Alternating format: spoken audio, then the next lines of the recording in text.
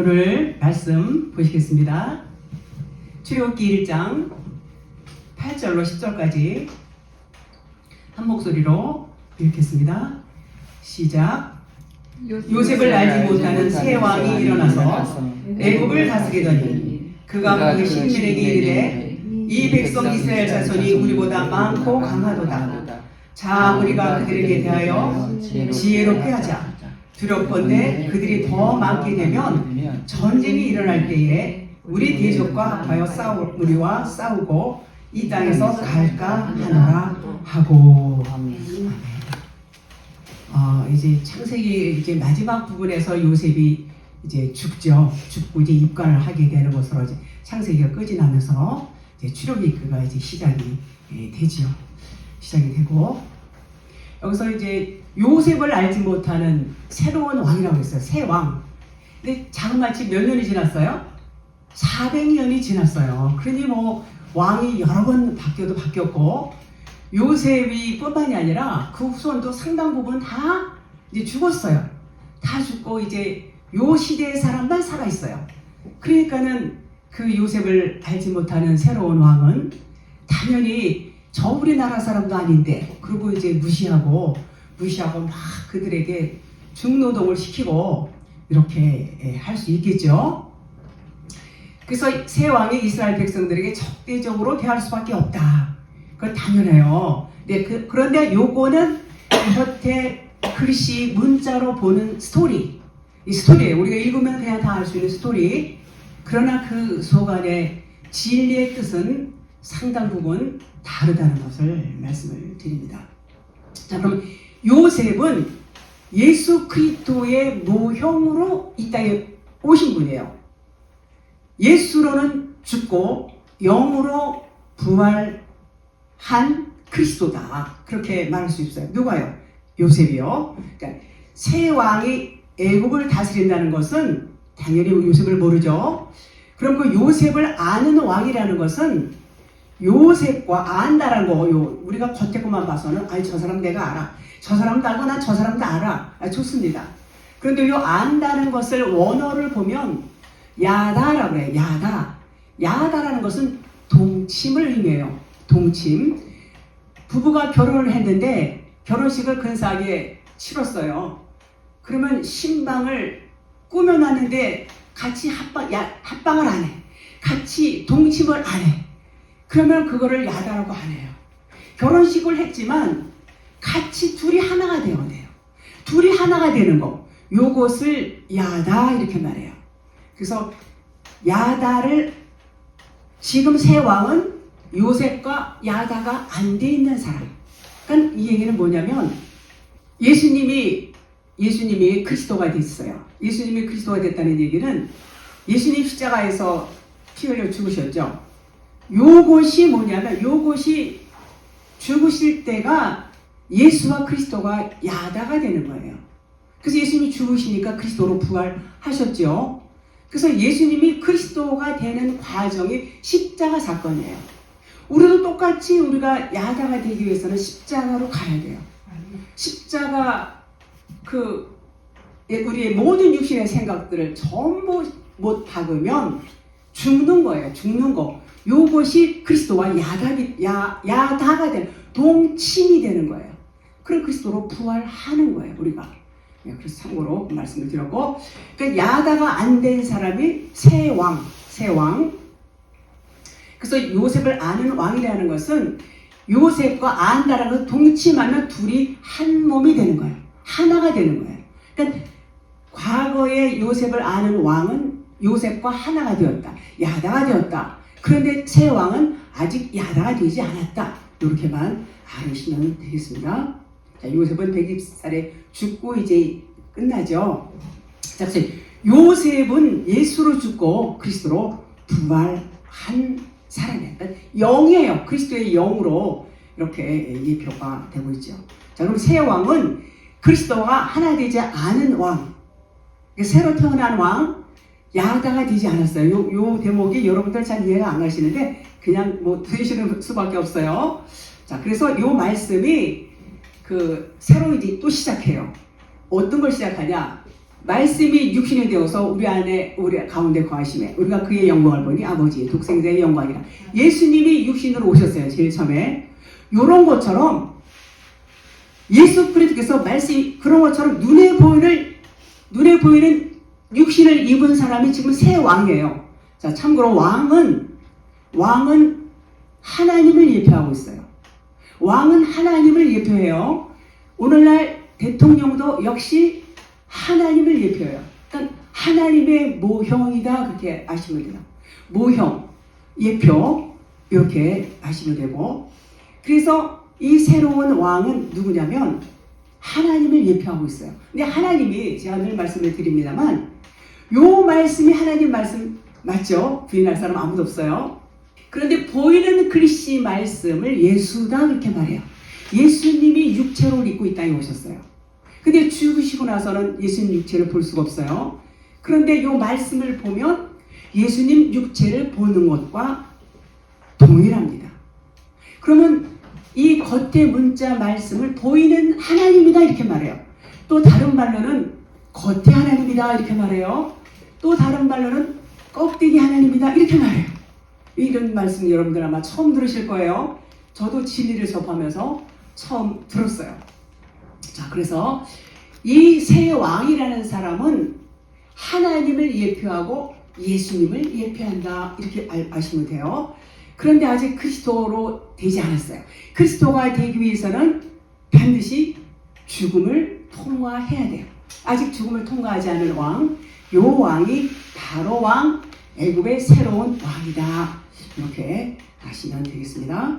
그래서 이제 이 애굽 왕이 보이는 하나님으로서 십자가에서 죽으면 그리스도와 하나가 되어서 이제는 그 말씀으로 하나가 된다. 다시 말해서 말씀이 이제 말씀으로 오신 왕이 지금 새 왕이에요. 요 말씀이 이제 육신이 되어서 왔어요. 육신이 되어서 왔는데 다시 육신을 벗어서 말씀으로 돌아가야 돼요. 말씀으로. 그러니까 우리가 예수님이 말씀으로 하늘에 계셨어요. 그 말씀으로 계신 예수님이 육신을 입고 이 땅에 오셨어요. 육신을 입고 이 땅에 오셔서 하나님의 진리의 말씀을 전하시고 다시 육신을 벗으시고 어디로 왔어요? 하나님 보좌 우편 말씀으로 가셨어요. 이게 순서예요.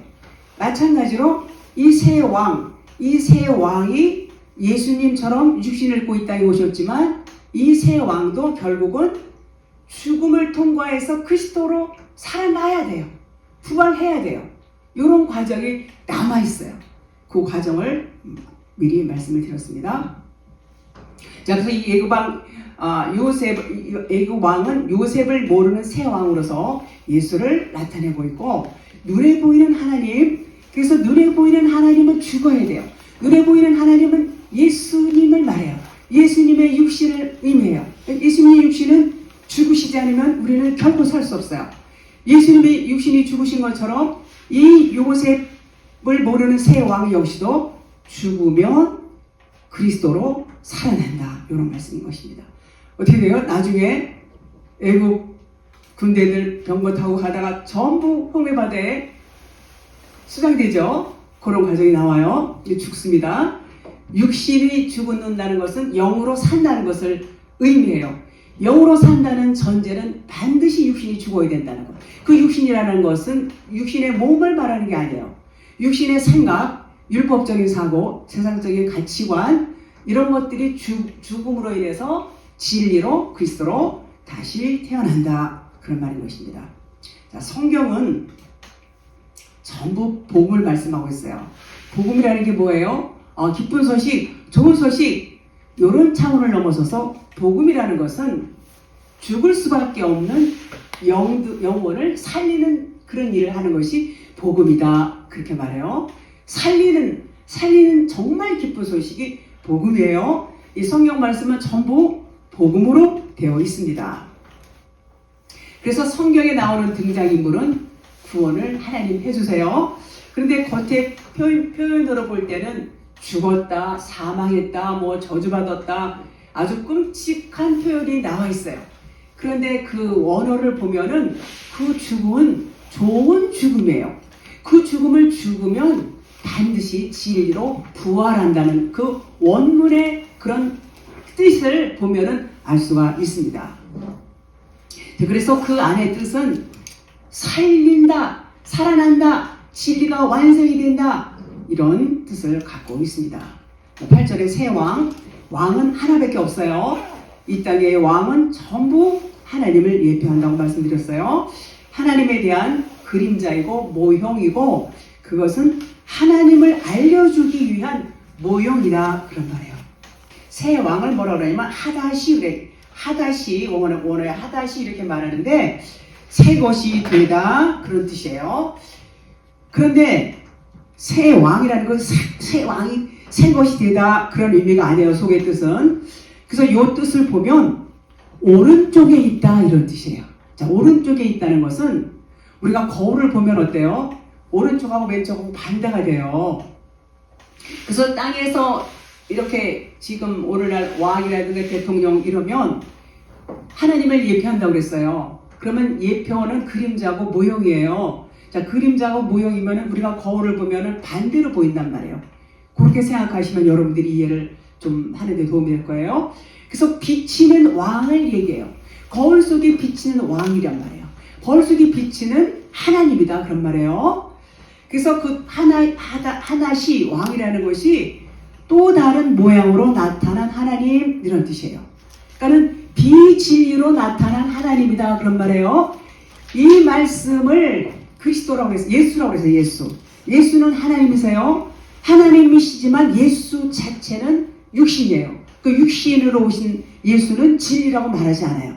그런데 그 예수의 육체 안에는 진리가 들어가 있어요. 그 진리 그리스도. 그래서 우리는 예수 그리스도를 하나님이다, 이렇게 말하죠. 자, 비진리로 드러나는 왕. 그러나 그 왕이 하는 말, 예수님 육체는 비진리지만 예수님이 하시는 말씀은 진리를 말씀하세요. 진리를 말씀하신다는 것은 바르게 말씀을 하신다는 얘기예요. 그 말씀은 바른 말씀이다, 그런 말이에요. 자, 그러면 오늘 이 말씀에서 바로가 말하는 것은 하나님의 말씀이에요.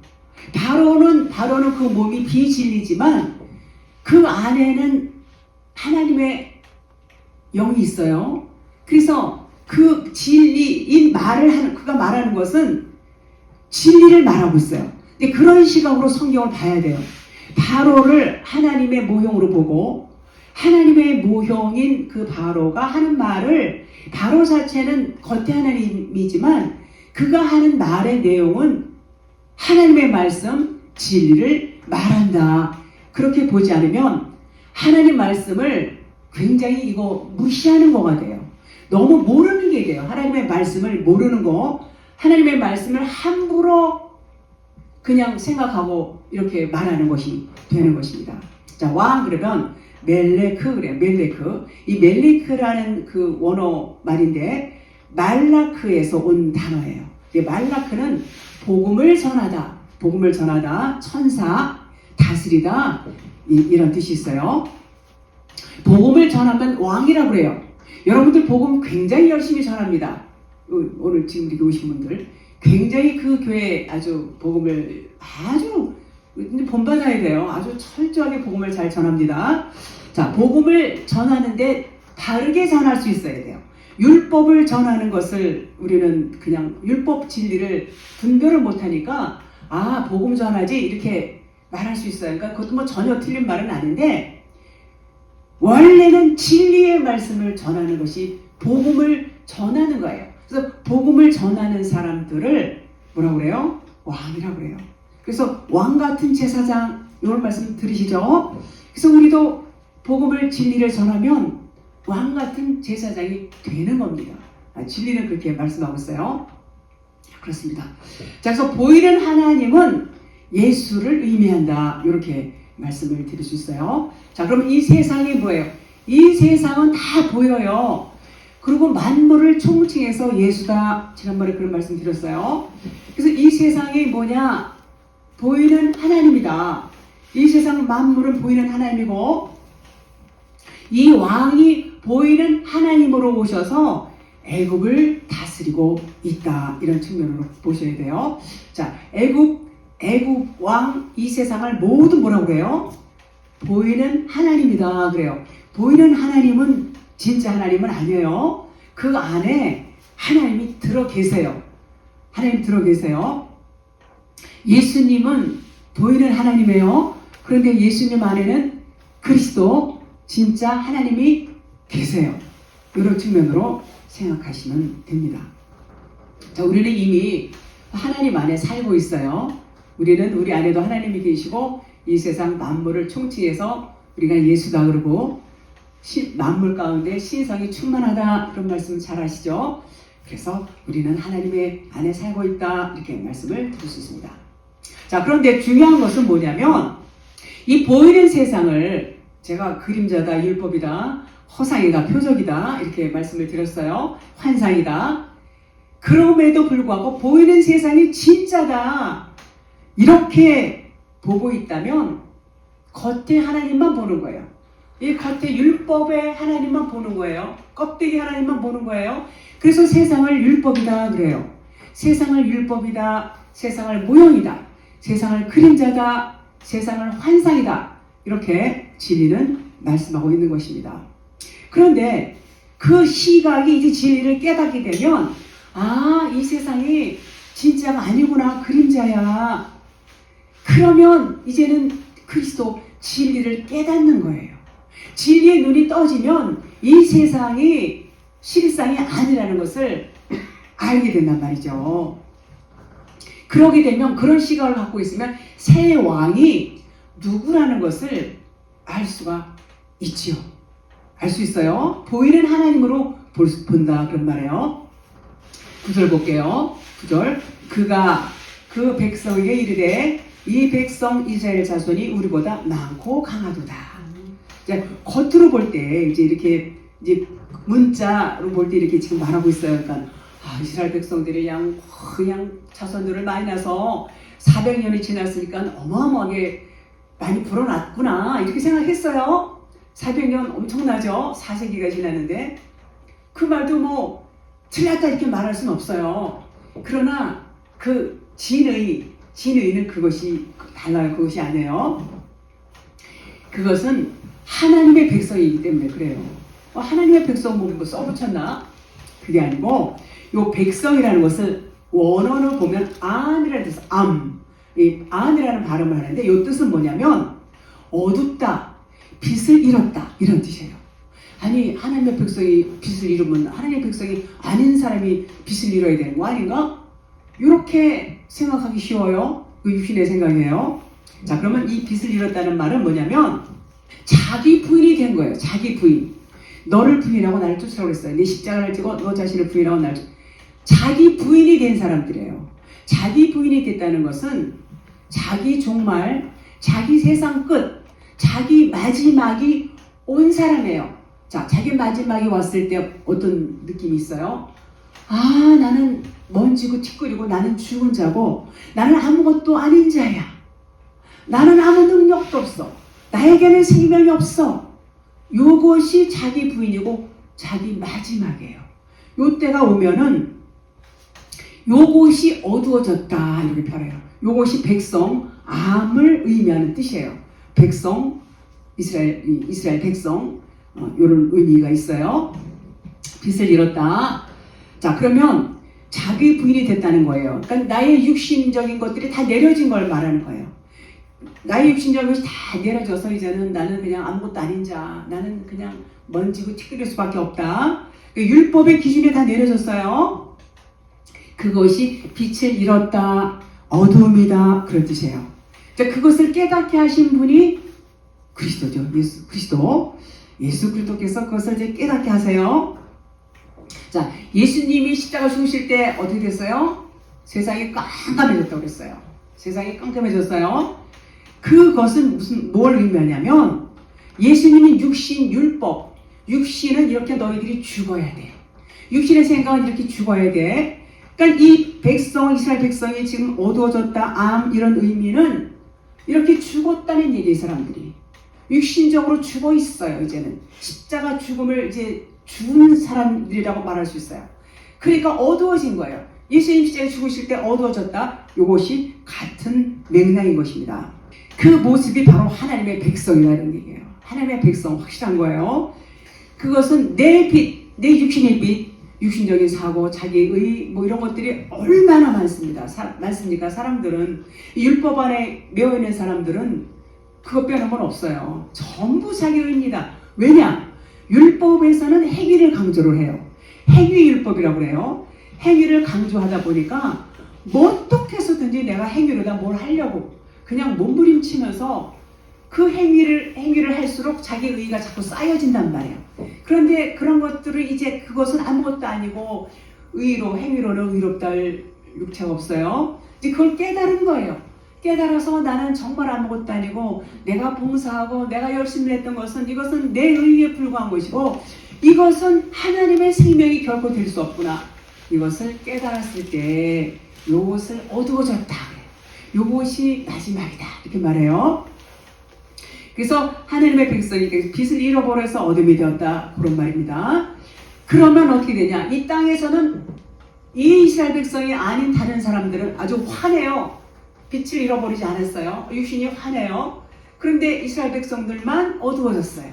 그 얘기는 뭐냐면 이제는 구별이 된 거예요.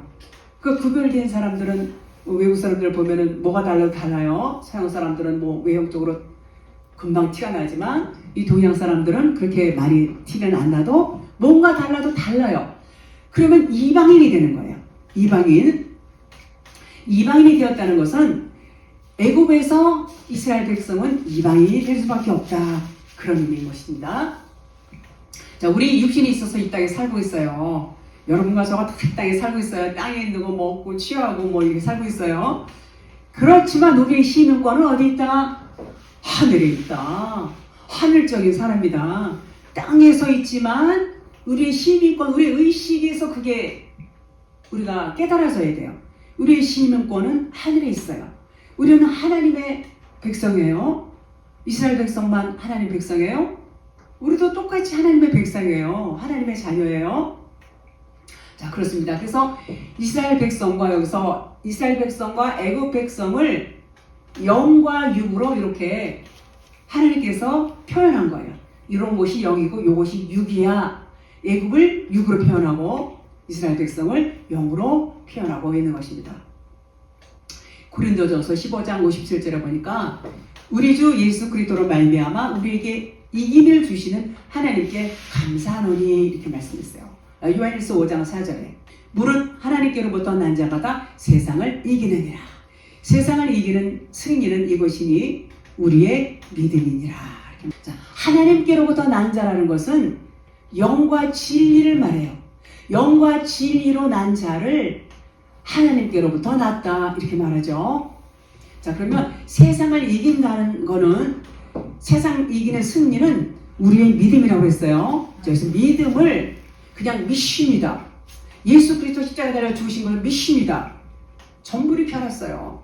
그거는 그냥 조금 맞기는 해요. 초딩 수준이에요. 믿음이라는 것은 피스티스라고 해요. 언어로 피스티스라고 하는 건데 이 피스티스라는 것은 소유격으로 되어 있어요. 소유격이라는 것은 내가 그걸 가져야 된다는 얘기예요. 내가 가져야 된다는 얘기인데 이 피스티스의 그 단어적인 뜻을 보면 설득, 신용, 확신 이런 의미가 있는데 이 믿음이라는 것은 뭘 의미하냐면 그리스도와 피스티스는 그리스도를 의미해요. 믿음과 그리스도는 동격이에요. 그러니까 그리스도 네 거로 믿음이란 말이에요. 그 얘기는 다시 말해서 피스티스가 소유격이라고 했어요. 그 피스티스가 내 안에 들어와야 된다는 얘기예요. 내 안에 들어와서 내 거가 돼야 돼요. 요것을 믿음이라고 해요. 요 믿음을 가진 자를 뭐라고 그래요? 구원이에요. 그 믿음을 가진 자가 이 믿음을 가진 자마다 하나님께로부터 난 자고 이 믿음을 가진 자가 세상을 이기느니라 그런 말이에요. 그 세상을 이기는 승리는 우리의 믿음이다. 피스티스 그리스도의 영 내 안에 그리스도가 나의 머리가 된 사람 나는 죽은 자고 나는 없는 자 그리스도와 나가 둘이 될 수 없어요. 이게 단수로 되어 있어요. 어머니 보면 그리스도와 연합이 되면 둘이 아니에요. 하나예요. 그러면 하나가 죽어야 돼요. 하나님은 죽을 수 없어요. 내가 죽어야 돼요. 그래서 내가 죽어서 그리스도가 나의 머리가 되고 내 몸은 그분의 몸이에요. 그래서 머리이신 그리스도가 지시하는 대로 우리 몸이 움직이는 거예요. 그런 의미인 것입니다. 그래서 그리스도의 믿음을 가졌다는 것은 세상을 볼 때에 그림자로 봐야 돼요. 이거 실상이 아니고 표적으로 봐야 돼요. 그 세상 안에는 신설이 다 들어있다. 이런 시각을 가진 사람이 그리스도의 믿음을 가진 자다. 그런 말이에요. 눈에 보이는 세상은 예수예요. 다 예수예요. 만물을 총칭해서 전부 예수라고 해요. 마리아의 몸에서 나온 그 예수 그리스도만 예수가 아니에요. 만물을 총칭해서 예수다. 그렇게 말했어요. 그래서 그 예수 안에는 신성이 다 들어있어요. 그 안에는 그리스도가 들어있단 말이에요. 그런 시각으로 보는 사람이 그리스도의 믿음을 가진 자다. 그래요. 이렇게 보면은 세상을 이긴 자예요. 세상이 그냥 어마어마하게 해서 세상에 눌려서 그러고 죽잖아요. 사람들이. 그건 세상한테 진 거예요. 그런데 우리의 시각이 바뀌면 세상을 이긴단 말이에요. 우리가. 세상은 저건 아무것도 아니야. 저거는 그림자야. 이런 시각이 돼요. 제가 진리를 처음 깨닫기 시작했을 때 처음 느낌을 제가 말씀을 드릴게요. 처음 느낌을 세상이 작아 보이더라고요. 세상이 어마어마하게 컸었는데 그 어마어마한 세상이 어느 날 세상 이거 작아 보이는 거예요. 저도 놀랐어요. 그냥 작아 보여요. 그냥 그렇게. 그것이 영의 시각으로 바뀌는 과정에서 처음 느꼈던 것이 세상이 작아 보였다. 그런 말인 것입니다. 자, 그래서 생명이 사망을 삼키는 것과 같은 거예요. 이것이. 자, 이스라엘 백성이 그리스도의 믿음을 소유했기 때문에 애국 백성보다 많고 강하게 느껴졌다는 거예요. 그 믿음을 소유했기 때문에 그런 거예요. 싸워서 물리적으로 숫자가 많아서 이겨서 저들이 강하다 이런 차원이 아니에요. 근데 겉으로 볼 때는 그렇게 느낌이 오지만 그 뜻이 아니라는 것을 말씀을 드렸습니다. 자, 보는 관점이 그 애굽 사람들은 땅 것만 본단 말이에요. 지금도 진리를 모르는 사람들은 세상만 바라보고 땅만 바라봐요. 땅적인 차원이란 말이에요. 육적인 차원이에요. 땅적인 차원이라는 것은. 그런데 이제 우리가 그 진리를 깨닫게 되면 관점이 바뀌어요. 이스라엘 사람들처럼 관점이 바뀌면, 자, 땅적인 관점이라는 것은 짐승처럼 먹을 거 찾으러 다니는 네 발 달린 짐승처럼 살던 차원에서 이제 고개를 들고 하늘을 본단 말이에요. 이게 하늘적인 차원이에요. 하늘적인 차원이 이제는 되었다는 얘기예요. 하늘적인 차원이라는 것은 이제는 진리로 생각한다. 그리스도의 머리가 되었다. 그런 의미예요. 그 자들이 세상을 이기는 자들이다. 그런 말인 것입니다. 자, 마지막 절 10절 볼게요. 자, 우리가 그들에게 대하여 지혜롭게 하자. 두렵건대 그들이 더 많게 되면 전쟁이 일어날 때에 우리 대적과 합하여 우리와 싸우고 이 땅에서 나갈 거 하노라 하고. 여기도 이제 겉에 문자, 이제 이 써져 있는 문자대로 이제 이렇게 번역을 했는데 굉장히 이게 오역이에요. 오역. 좀 심하게 오역이 되어 있어요. 오역이 되지 않았어도 진리 내용하고는 다른 데다가 오역이 되어 있는 데다가 또 진리도 당연히 달라요. 그러면 이 겉에 제대로 번역했다 그래도 달라요. 거리가 멀어요. 자, 이 내용을 보면 새 왕은 이스라엘의 백성이 나갈까봐 두려워하는 모습으로 보여지죠.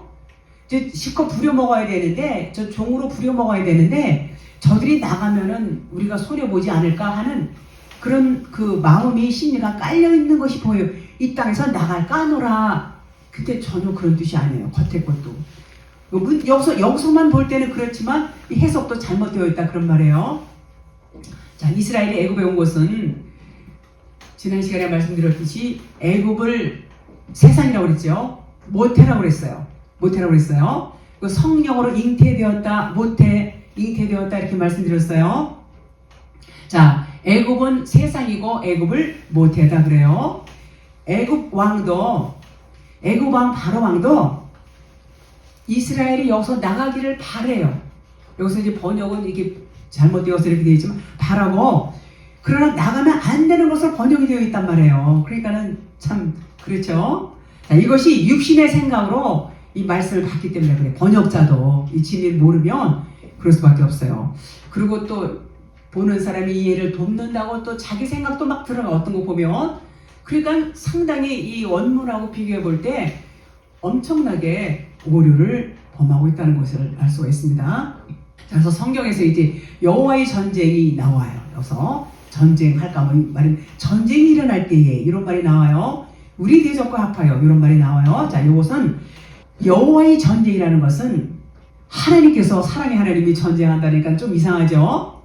자, 우리의 관점이 전부 무슨 관점이에요? 육신의 관점, 율법의 관점, 세상적인 관점. 이것은 하나님과 전부 원수가 돼요. 그래서 그 생각을 바로 잡아주기 위해서 하나님이 먼저 이렇게 전쟁을 거는 거예요. 하나님이. 그래서 그 관점이 잘못된 것을 너희를 깨달아야 돼. 깨달아야 돼. 깨달아서 이제는 그런 육신의 관점에서 영의 관점, 땅적인 차원에서 하늘적인 차원으로 바꿔지기 위해서 그러는 거야. 얼마나 하나님의 의도가 좋아요. 하나님은 사랑의 하나님이에요. 그래서 그러는 관점으로 전환되게 하기 위해서 여호와가 걸어오시는 것을 여호와의 전쟁이다, 이렇게 말할 수 있어요. 그것을 뭐라 그러냐? 구원으로 이끄시는 하나님의 사랑의 방법이다, 이렇게 말씀을 드릴 수 있습니다. 이 10절 말씀도 여호와께서 애굽에서 무거운 짐을 지고 고통 중에 있는 이스라엘 백성을 그 애굽으로부터 일단은 구출을 해야 돼요. 저 애굽은 세상이라고 했어요. 율법 세상. 율법 세상에서 구원을 해내야 돼요. 자, 우리가 지금 율법 세상에 다 살고 있어요. 전부 보이는 것은 율법이에요. 예수님이 이 율법 세상에 오신 것은 그 율법 세상에서 율법만 바라보고 그 안에 사는 너희들을 내가 꺼내주려고 온 거야. 예수님이 우리를 꺼내주려고 오셨단 말이에요. 그 예수님의 진리의 말씀을 깨닫는 자들은 깨달으면 율법 세상에서 벗어나는 거예요. 근데 못 깨달으면 그냥 진리를 못 깨달으면 그냥 율법 안에서 사는 거예요. 못 깨닫는 사람이 굉장히 많습니다. 굉장히 많습니다. 여러분들이 깨닫는다면 엄청난 그 하나님의 은혜고 축복인 것입니다. 그래서 이스라엘 백성을 애굽으로부터 탈출시키는 것이 하나님의 구원이죠. 그것을 또는 뭐 여기서 전쟁으로 표현했는데 좀 전쟁 그러니까 좀 무시무시한데 사실은 그 사랑이라고 저는 표현하고 싶습니다. 자, 예수님이 육체로 오신 보이는 하나님이세요. 바로도 아까 말씀드렸듯이 예수님이 진리를 말씀하신 것처럼 바로 역시도 보이는 예수, 율법으로 온 그 겉에 보이는 하나님이다, 이런 시각으로 보는 것이 중요하다고 했어요. 그래서 하나님에 대한 모형, 그러니까 바로의 말은 진리예요. 하나님이 이 말씀을, 예수님이 육신으로 오신 말씀하셨지만 이 안에는 말씀은 진리의 말씀을 하시고 있다는 것이죠. 일단 바로가 이스라엘 백성들을 자꾸 고통으로 짐을 점점 더 무겁게 하는 거예요. 무겁게 한다는 것은 그들이 이제 하나님께 부르짖을 수밖에 없도록 막 몰아가시는 거예요. 이것이 하나님의 뜻이에요. 그들이 막 부르짖고 살려달라고 이렇게 막 절규하고 이러는 말을 하나님이 들으셨어요. 그래서 언약을 기억하셨다고 지난 시간에 말씀드렸죠. 언약을 기억하시고 언약에 의해서 그 애굽 안에 있는 이스라엘 백성들을 이제 구원하는 것입니다.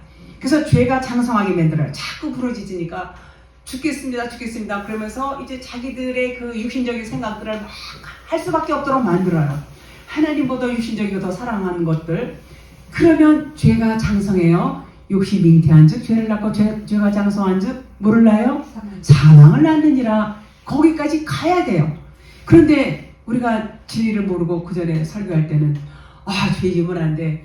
욕심 부리면 안 돼. 욕심 부리면 죄가 장성하고 죄가 장성하면 사망을 낳아. 큰일 나. 이렇게 설교했던 기억이 나요. 그런데 그 사망이 반드시 그 사망을 우리는 맞이해야 돼요. 좋은 사망이에요. 그래서 죄가 막 장성하게 만든 거예요. 지금 만들어서 이들이 막 몸부림치고 이제는 죽겠다고 막 이렇게 마지막 때가 온 거예요. 자기 마지막. 그래서 그 사망을 낳을 수밖에 없도록 바로가 그 역할을 하는 거예요. 좋은 역할을 하는 거예요. 그래야 그들이 떠날 수 있기 때문에 자, 율법 세상 애굽에서 더 이상 이제 율법 세상에서는 못 살겠어요. 이들이 부르짖는 거예요. 이제는 바로 이 예수 이 겉의 문자 말씀으로는 못 살겠어요. 진리를 주세요. 요런 의미예요. 아주 굉장히 좋은 그런 의미가 있습니다.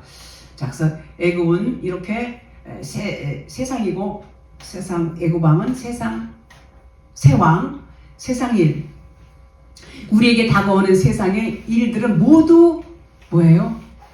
바로 왕이라고 말할 수 있어요. 바로 왕이라고. 보이지 않는 하나님.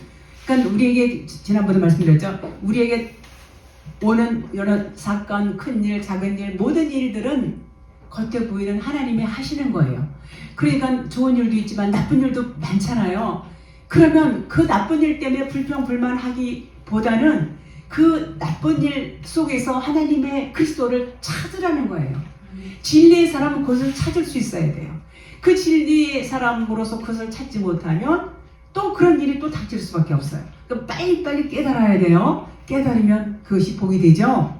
그런 의미인 것입니다.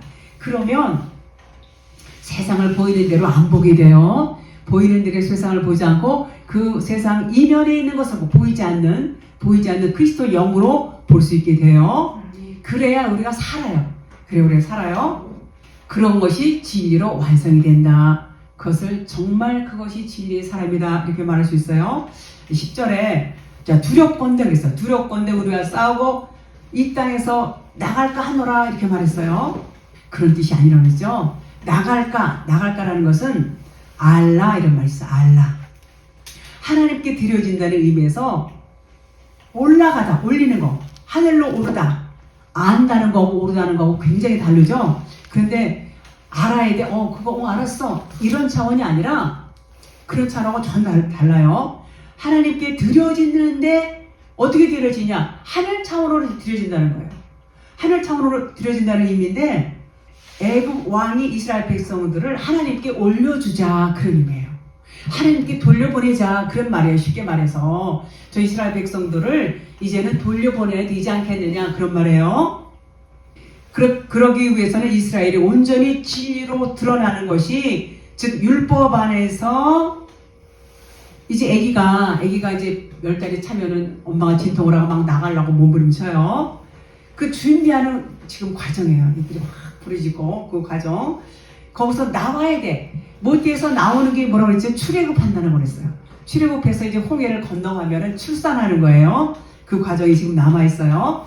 그러면 이제 진리가 드러나고 바로가 이제 그렇게 해주자 지금 그런 말 하는 거예요.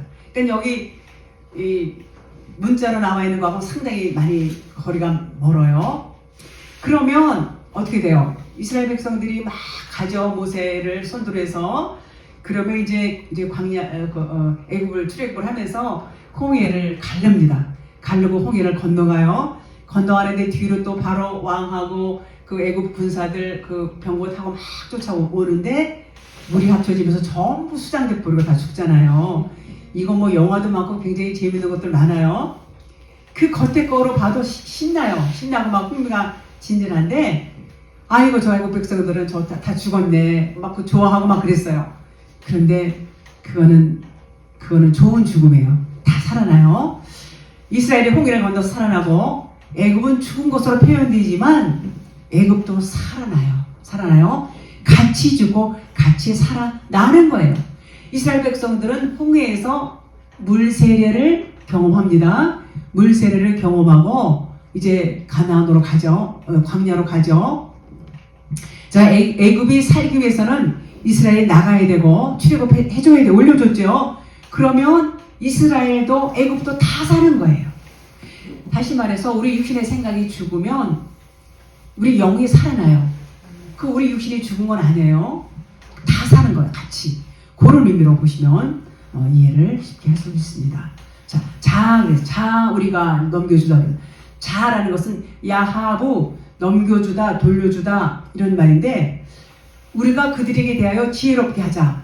그러면 뭘 넘겨줄까? 자라는 것은 넘겨준다는 뜻인데 뭘 넘겨줄까? 지혜를 넘겨주자 그 말이에요. 왜냐면 두렵건대 그랬어요. 두렵기 때문에 그렇게 하자 이렇게 나와 있는데 그게 아니야. 이것도 오역이에요. 그게 아니고 두렵다라는 말은 여기 없어요. 그런 단어는 없어요. 펜이라는 말인데 하지 않도록 뭐뭐하지 않기 위하여 이런 뜻이 있어요. 이 얘기는 달리 어쩔 수 없다 이런 해석이 돼요. 그러니까는 지혜를 넘겨줄 수밖에 없다 그런 말이에요. 그러면 그들에게 지혜를 넘겨주자 그 방법 외에는 없어. 왜냐하면 전쟁이 일어날 때 우리의 원수와 합해서 우리와 싸우기 때문에 이 땅으로부터 하나님께 돌려보내야 돼 이런 말이에요. 이건 이해하기 좋게 이제 말씀을 드리면, 자 그럼 우리의 대적과 합병, 대적이 나와요. 대적. 애굽의 대적이 뭘까요? 자, 애굽은 말씀드렸듯이 세상을 의미해요. 세상을 의미하고 보이는 예수를 의미한다고 그랬어요. 보이는 율법 세상을 의미해요. 뭐가요? 애굽이. 그러니까 세상의 대적은 뭐예요? 세상과 반대되는 거. 천국이에요. 세상은 율법이라고 그러죠. 율법의 반대는 진리예요. 그러니까 세상의 반대는 천국이에요. 가만히 생각해 보세요.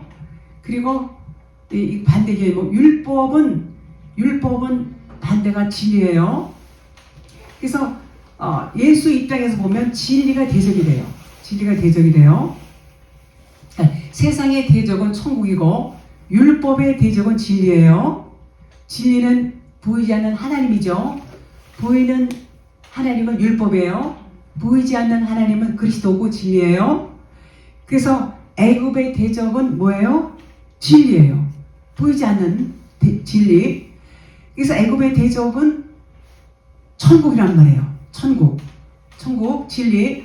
그러니까 우리는 율법 세상에서 예수만 알고 예수만 믿다가 나중에 진리를 알게 돼요.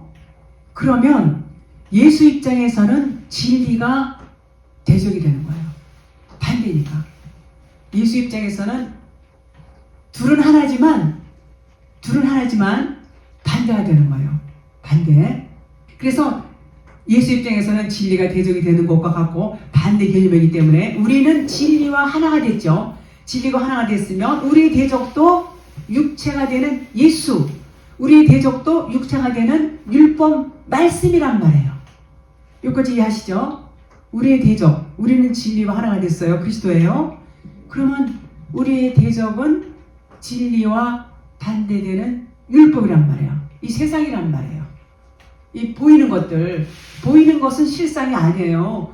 보이는 것을 바라는 것은 이건 믿음이 아니에요. 보이지 않는 것을 바라야 돼요. 보이는 것은 잠깐이요. 보이지 않는 것은 영원하다 그랬어요. 그래서 육체가 되는 율법 말씀인 예수와 대적 관계가 된다 그런 말이에요. 누가요? 우리가. 율법 말씀과 대적이 돼요. 자 그러면 나의 육신의 생각과 진리의 말씀이 대적 관계다 그런 말이에요. 이해하기 쉽죠? 이제는 나의 육신의 생각과 진리의 말씀하고는 대적 관계란 말이에요. 육신의 생각과 영의 생각은 대적이란 말이에요. 쉽게 말해서 자 예수님 십자가에 죽으심은 나도 육신으로는 죽었어요. 죽고 진리 그리스도로만 사는 거, 요것을 전쟁이다, 여호와의 전쟁이다 이렇게 말해요. 모든 말씀은 이 세상, 애굽이라고 말해서 세상과 천국과의 싸움이에요. 그러니까 영과 육의 싸움이란 말이에요. 쉽게 말해서 다 그 얘기예요. 표현만 이렇게 좀 다르게 했어요. 땅과 하늘의 전투다. 싸움이다, 전투다. 뭐 전쟁이다, 다 비슷한 얘기죠. 자, 하나님께서는 우리 인생으로만 살고 있어. 우리 전부 인생으로만 살아요. 예수님을 뭐 잘 믿는다고 그래도 인생으로 살아요, 안 살아요? 인생으로 많이 살아요. 그런 자들에게 눈과 귀를 열어주세요. 눈과 귀를 열어주셔서 하늘의 비밀이 뭐예요? 진리죠. 하늘의 비밀인 진리를 알게 하셔서 그러고 살잖아요. 땅에 소망을 두고 산단 말이에요. 그러니까 하나님이 이런 것을 보니까 답답한 거예요. 그러니까 이런 시각을 바꾸게 하기 위해서 너희의 소망을 땅에 두지 마라. 땅에 둘 것이야. 이거 없어질 것. 이것은 잠깐이야. 영원한 생명을 소망을 둬야지. 요런 말씀이에요. 그래서 우리의 관점을 바꾸게 해주시는 거, 그것이 하나님의 사랑의 전투예요. 하나님의 사랑의 전투. 막 그것을 관점을 바꾸게 하시기 위해서 하나님이 그런 전투를 우리에게 걸어오신단 말이에요. 그러니까 인생의 소망은 이제는 그것은 진정한 소망이 아니야. 영생의 소망을 둬야 돼. 이렇게 말씀을 하세요. 그래서 그걸 바꾸게 하신 것을 육신의 생각을 영의 생각으로 바꾸게 하는 거. 이것을 말씀하고 있단 말이에요. 자, 하나님은 우리에게 진정한 안식과 진정한 평안을 주시기 위해서 우리에게 영과 눈의 길을 열어주시고, 그리고 보이는 세상 미래는 그렇게 중요한 게 아니야. 처음에 말씀드렸어요. 제가 세상이 작아 보이더라. 그게 관심이 그만큼 없다는 얘기예요. 그 관심을 이제는 세상에서 관심을 이제는 멀리하고 큰 의미를 두지 않기를 하나님께서 바라세요. 그리고 영생에 대한 소망을 우리에게 갖기를 바라는 것입니다. 그러니까 이 세상의 가치보다 비교할 수 없는 차원이 다른 하늘의 소망을 두고 하늘의 가치를 갖는 우리가 되기를 원하는 그런 마음을 하나님의 사랑이다. 그런 말인 것입니다. 오늘은 여기까지 하겠습니다.